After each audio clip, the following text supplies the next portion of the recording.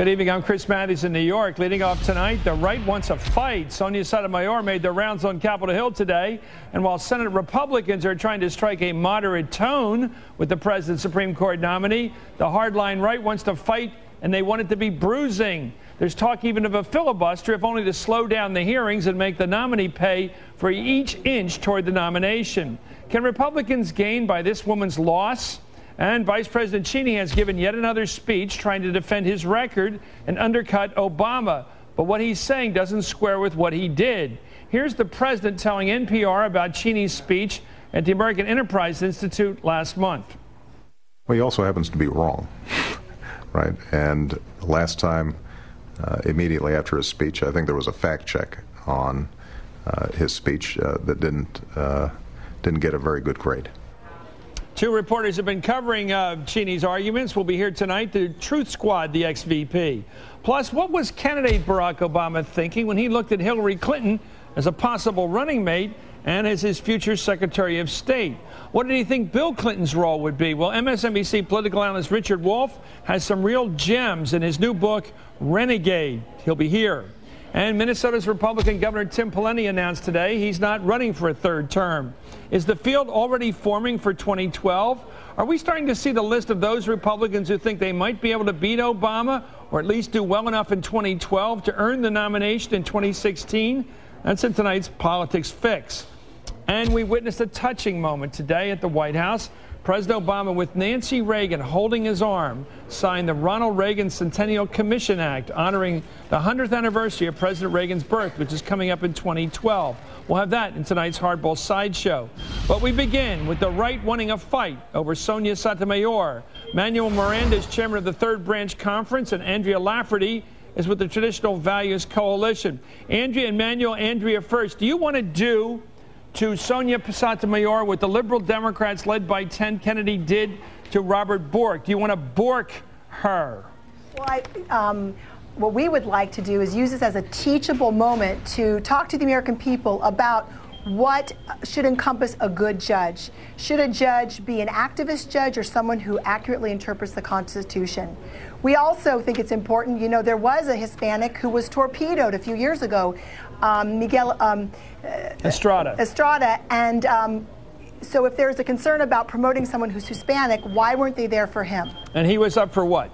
He was up for a court position, but they were fearful that he would ultimately be up for the Supreme Court. Okay, let's take a look here. Before we get to Manuel, I want to show you something that Ted Kennedy said on the Senate floor back in 1987 when Robert Bork was up, and he's a conservative. He was up for Supreme Court justice. Quote, Robert Bork's America is a land in which women would be forced into back alley abortions.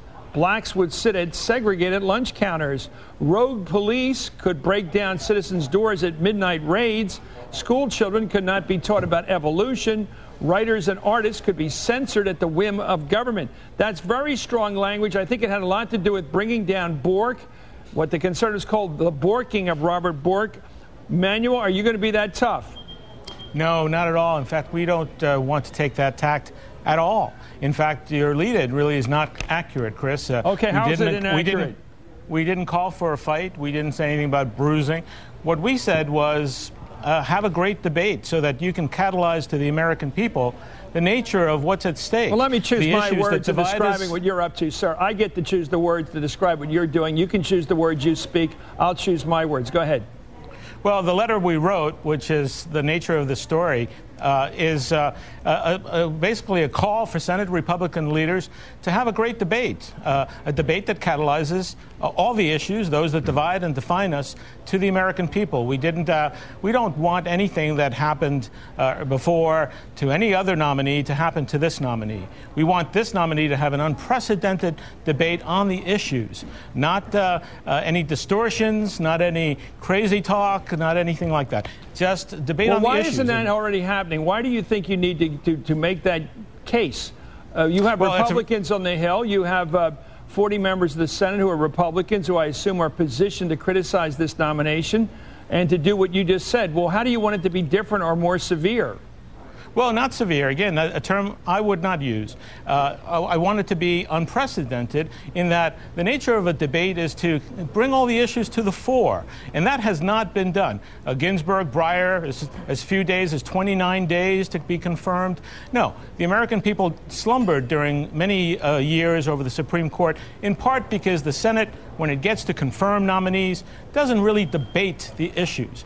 We want a debate. So where are you on filibuster? Where are you on cloture, cutting off debate? Yeah. Where are you on the idea that Republicans should use their minority? Let me ask you, well, Manuel first, do you think the Republicans should use their right to filibuster? I don't think that the Republicans should use a Democratic filibuster, a filibuster intended to obstruct a vote. However, it's perfectly in the Senate precedent and tradition to you could agree for a certain time. The leaders could agree for 10 days, 20 days. Or they could choose to simply file cloture. Those are all things that they have to decide. What we simply asked for was a great debate that brings the issues to the American people so that people, as Andrea put it, can learn from this debate. How long would you like it to go? How would you like it to go, Andrea? I'm trying to figure out what you want that's not coming anyway. She has an incredible record. She has over 3,600 cases from one court. People need to go through that. We need to look at her cases, see where the position she's taken, the statements she's made. Maybe there are other statements where she has said, we make policy on the court.